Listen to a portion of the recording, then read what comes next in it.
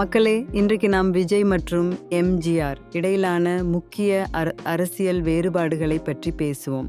எம்ஜிஆர் அரசியலில் நுழைந்தது 1950களில் அவரது திமுகவில் இருந்தபோது. அப்பொழுது அரசியல் சூழ்நிலை மிகவும் மாறுபட்டது. அவர் தனது கட்சியை உருவாக்கிய போது திமுகவில் ஒரு வெற்றிடம் இருந்தது. ஆனால் விஜய் இன்று அரசியலுக்கு வரும்போது பல கட்சிகள், அதாவது திமுக, அதிமுக, பாஜக மற்றும் பல சிறிய கட்சிகள் உள்ளன. எம்ஜிஆர் தனது அரசியல் பயணத்தை ஆரம்பிக்கும்போது அவருக்கு ஒரு வலுவான அடிப்படை இருந்தது. அவர் திமுகவில் இருந்து பல ஆதரவாளர்களை பெற்றார். ஆனால் விஜயின் தமிழ் வெற்றி கழகம் புதியது, இன்னும் சோதனைக்கு உட்பட்டது. எம்ஜிஆர் சமூக நலத்திற்கான திட்டங்களை உருவாக்கி மக்களின் மனதில் இடம் பிடித்தார். மிட் டே மீல் போன்ற திட்டங்கள் அவருக்கு பெரும் ஆதரவை வழங்கின. ஆனால் விஜயிடம் இது போன்ற நிர்வாக அனுபவம் இல்லை. எம்ஜிஆர் அரசியலில் உள்ளபோது அவருக்கு ஒரு தத்துவம் இருந்தது. அவர் திராவிட இயக்கத்தின் ஒரு பகுதியாக இருந்தார்.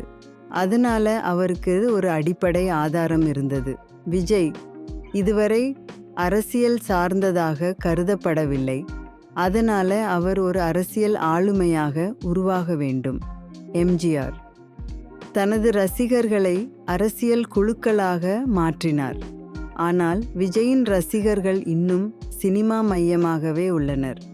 எம்ஜிஆர் அரசியலுக்கு வரும்போது அவருக்கு எதிரான கட்சிகள் பல்லவாக இருந்தன. ஆனால் விஜய்க்கு இன்று எதிரிகள் பலர் உள்ளனர். எம்ஜிஆர் கூட்டணிகளை உருவாக்குவதில் திறமையாக இருந்தார். ஆனால் விஜய்க்கு இன்று இந்த இயல்பான கூட்டாளிகள் கீழே இல்லை. எம்ஜிஆர் 25 ஆண்டுகளுக்கு மேலான அரசியல் அனுபவம் கொண்டவர்.